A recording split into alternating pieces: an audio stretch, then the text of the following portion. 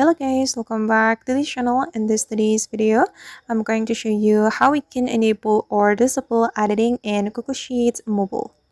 Okay, let's get into it. First thing first, we have to select a file we want to enable or disable the editing on, and I'm gonna go with this file. For example, we can click on these three dots and we have to click on manage access.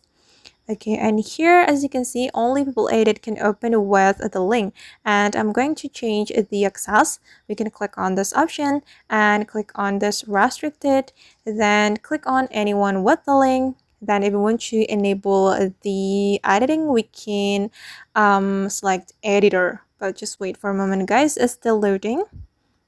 Okay, here we have to select the editor. So anyone with the link can edit this Google Sheets file. And if you want to disable the editing, you just need to go to the editor option and you can select viewer so they can only view your Google Sheets file.